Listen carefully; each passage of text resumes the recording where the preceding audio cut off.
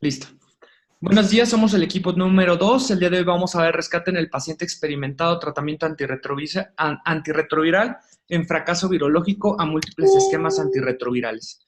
Vamos a empezar con unas pequeñas premisas, y es que las metas del tratamiento antirretroviral es la supresión máxima y duradera de la carga viral. Prácticamente la supresión es el pronóstico de nuestros pacientes. Entonces es nuestra meta a seguir.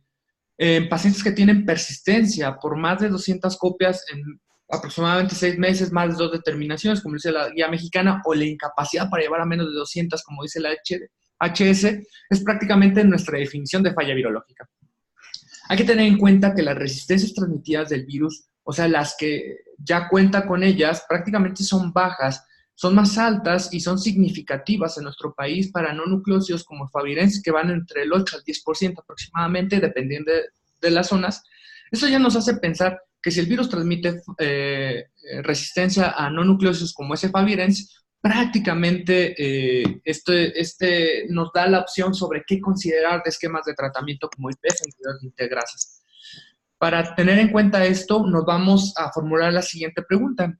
¿Cuáles son los principales factores que influyen en una falla virológica? Muy bien, pues, doctor Bernardo, esta es en la primera etapa que nosotros siempre vamos a iniciar con todo paciente en falla. Siempre debemos averiguar la presencia de alguno de los siguientes factores que vamos a ver en la siguiente diapositiva. Sin importar que vayamos a cambiar el esquema, ya que debemos detectar y modificar lo que se pueda. Si no lo hacemos, nuevamente nos vamos a presentar en una falla virológica. Los factores asociados se dividen en tres grandes grupos. Aquellos asociados al paciente que principalmente hablan de la adherencia y todo lo que afecta a la misma. Aquí podemos encontrar que si el paciente cursa con alguna comorbilidad como abuso de sustancias, desórdenes mentales, deterioro cognitivo, estas situaciones van a disminuir su capacidad de apego. Si nosotros no lo mandamos al psiquiatra y no lo modificamos, jamás vamos a lograr el éxito. Aquellos factores relacionados con problemas de acceso, los pacientes con vivienda inestable, escasos recursos económicos, falta de redes de apoyo, acceso difícil a los servicios de salud y a los antirretrovirales, pérdida de citas, nos van a condicionar que los pacientes tampoco tengan la capacidad al 100% de tener un apego. Finalmente, si el paciente está presentando efectos adversos, ictericia y el paciente se siente incómodo con su imagen corporal, lo va a ir suspendiendo. El número de píldoras y la frecuencia de las mismas lo podemos ir modificando utilizando las fórmulas que ya vienen en una sola tableta.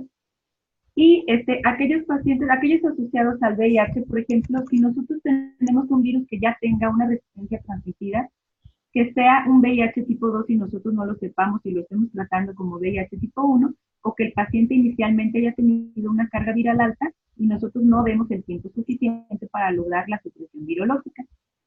Y el tercer grupo sería aquellos relacionados al tratamiento como tal. Acuérdense que en los individuos puede haber absorción variable, metabolismo diferente, y esto nos condiciona una respuesta diferente. Si desde un principio utilizamos un esquema con potencia baja o de un esquema de baja barrera genética, podemos tener pues no el mejor resultado. Requerimientos especiales debemos considerar siempre las interacciones medicamento-medicamento, medicamento-alimento y medicamento-herbolaria, porque seguido se nos olvida interrogar si toma algún remedio. Y esto intentemos interrogarlo desde un principio para poder prever estas interacciones y no dejar un esquema que vaya a condicionar toxicidad o efectos secundarios que haga que lo suspendan. Es ideal nosotros poder detectar alguno de estos factores para modificarlo y esto nos llevará al éxito. Si no lo logramos identificar, pues realmente siempre se sugiere antes y después de hacer cualquier cambio, volver a caer y detectar todos estos factores para asegurarnos un poquito mayor tasa de éxito. Bueno, muy bien, con esto tenemos en cuenta que estos 3 puntos son cruciales para valorar un nuevo inicio, un nuevo backbone o un nuevo esquema de tratamiento antirretroviral, o para formar esa columna de tratamiento antirretroviral con su tercer fármaco, ¿no? Entonces, con esto nos tenemos que seguir a la siguiente pregunta. ¿Es adecuado clasificar a los pacientes dependiendo el número de copias del VIH y qué importancia tendría? Y creo que esta importancia radica sobre todo en qué características de pacientes y qué subgrupos vamos a encontrar, ¿no? Menos de 200 copias prácticamente estos pacientes lo que hace falta es apego al tratamiento. Puede haber viremias de bajo nivel que todavía no sabemos qué desenlaces pueda tener. De 200 a 1000 prácticamente es donde encuentra la definición. y se ha visto que en 200 persistente o más de 500, en ellas ya se pueden generar mutaciones a fármacos. Entonces es clave identificar este punto crucial. Los pacientes que tienen más de 1000 pueden dividirse en dos, en los que ya tienen falla y en los que no tienen falla, o que no se identificó, mejor dicho, mutaciones de resistencia a antirretrovirales, y con ello prácticamente más con resistencia, más de 1000 con resistencia identificada, se tiene que hacer un cambio del tratamiento antirretroviral. Si no tiene identificado una resistencia a mutación de fármacos, prácticamente solamente es el apego. Aquí hay puntos cruciales a tener en cuenta y es el genotipo, que se tiene que tomar cuando haya al menos más de 1000 copias y que se haya suspendido el tratamiento en un lapso de al menos 4 semanas. Algunos dicen que no se debe suspender para poder hacer el genotipo, que haya esa presión y se puede identificar bien la mutación. Las pruebas de resistencia solamente valoran al 18% de la población viral mutada. Esto quiere decir que sí puede generar un impacto. Identificaciones de poblaciones o mutaciones minoritarias no dan tal vez el impacto necesario para hacer un cambio en el tratamiento antirretroviral o que realmente apeguen o den algún desenlace peor. La siguiente pregunta sería, ¿cuáles fármacos al menos deben integrar el esquema antirretroviral para el tratamiento de la falla virológica? Prácticamente ya tuvimos en cuenta los puntos cruciales sobre qué considerar. Segundo, cómo clasificamos a nuestro paciente, cuándo hacemos un genotipo. Y tercero, pues prácticamente las estrategias, ¿no? ¿Qué estrategias tenemos que tener en cuenta para usar un nuevo esquema de tratamiento antirretroviral? Y es que por lo general en los ensayos clínicos se ha visto que al menos 3 fármacos condicionan una supresión virológica pues adecuada en el tiempo, en los snapshots de 48 semanas o 144, etcétera. Es más importante tener en cuenta la potencia, la barrera farmacocinética, la barrera genética, etcétera, que el número de fármacos. Esta es una excepción a la regla que vimos anterior, pero hay que tenerla en cuenta. Así como la susceptibilidad viral según los datos genotípicos acumulativos. ¿Esto qué quiere decir? Se sacan scores como GS, etcétera, y se tiene que dar un puntaje, una calificación a todo este tratamiento antirretroviral. Hay que tener en cuenta que los medicamentos activos pueden ser mejores, los más nuevos de las clases de antirretrovirales recientes, y un medicamento activo también puede ser uno con un mecanismo de acción distinto o diferente. Ya lo vemos, por eso hacemos el tropismo, ¿no? Para valorar Maraviroc, para valorar otras opciones terapéuticas que podemos tener en cuenta dependiendo del sitio de acción. Hay que considerar que los medicamentos activos son, según los resultados de las pruebas de resistencia actuales y anteriores, y el historial del tratamiento antirretroviral es como se define, ¿no? Prácticamente este es el punto que veíamos desde la primera tabla, y es que un IP activo potenciado se ha visto en los ensayos que prácticamente o les va mejor, ¿no? Entonces siempre lo vamos a tener como una opción, un IP de nueva clase y que sea potenciado. Algunas opciones o algunos puntos nos dicen que dar doble dosis es adecuado, ya lo vemos con dolutegravir, darunavir, lopinavir. Algunas mutaciones que se juntan con otras, como la 184, con la L71I, etcétera, pueden hacer que la dosis doble de dolutegravir pueda ser adecuada o llevar a una supresión virológica.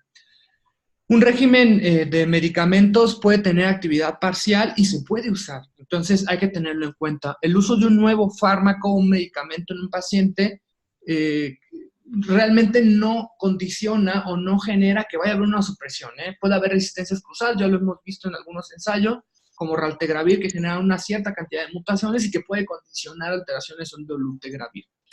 Con esto ya vimos las premisas sobre qué estrategias, qué factores tener en cuenta. Bueno, ahora vamos a cuáles son los probables esquemas de tratamiento propuestos para la falla virológica dependiendo del esquema antirretroviral previamente usado. Bueno, de acuerdo a lo que ya observamos sobre las características de estos fármacos que pueden generar o llevar al paciente al fallo virológico, debemos también de tomar en cuenta las mutaciones que pueden producirse, ¿no? Sobre todo a los nucleósidos, como por ejemplo lo podemos observar como el efavirenz y la nevirapina, que en las guías actuales pues ya no son medicamentos o opciones de inicio de tratamiento de primera línea. Sin embargo, las características del naduravir reforzado, así como los inhibidores de la integrasa, pues son los que podemos optar para poder darle al paciente una supresión virológica y salir de este fallo. La siguiente. Ok, cuando se falla la primera línea y utilizamos ya un IP reforzado, como en este caso, el que estos inhibidores de la proteasa generen alguna mutación, la probabilidad es muy baja. Aquí debemos de evaluar la adherencia de los usuarios, la tolerancia de los medicamentos en los usuarios y las posibles interacciones que puede presentar. Hay que tomar en cuenta que los nucleósidos pueden generar mutaciones que pueden dar alguna resistencia cruzada hacia otros fármacos. Cuando ya hay un fallo a los IP, en algunas ocasiones se puede seguir con este régimen, pero sobre todo ver la potencia del fármaco, sobre todo el darunavir reforzado.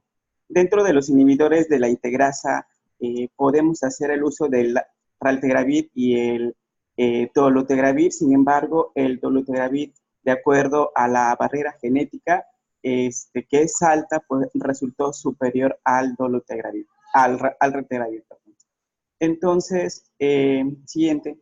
Pero cuando ya hay dentro del fallo, se han utilizado inhibidores de la integrasa, que en algunos estudios, y de acuerdo a las guías nacionales e internacionales, la probabilidad es muy baja de que se generen alguna mutación. Sin embargo, en algunas ocasiones pues, se conviene dejar los nucleósidos, como algunos medicamentos que ya están en otros países siendo como opciones terapéuticas, ¿no? En dado caso, cuando el paciente pues, ya no tiene más opciones, hacemos uso de otros fármacos activos, como por ejemplo, aparte de los inhibidores de la integrasa, podemos hacer un esquema con IP reforzado y sobre todo agregándoles el maravirol. En algunos pacientes, en estos casos, sin opciones terapéuticas, pues la recomendación es no suspender, usar fármacos, en este caso que no seleccionen nuevas mutaciones en espera de nuevos fármacos antirretrovirales. Bueno, pues con esto tenemos en cuenta que para la falla, un primer esquema de tratamiento, siempre se debe tener en cuenta los IPs potenciados, los inhibidores de integrasa, y para segundos y terceros esquemas, prácticamente se tiene que hacer bajo genotipo, se tiene que hacer con rescate de algunos otros fármacos a dosis dobles, etcétera.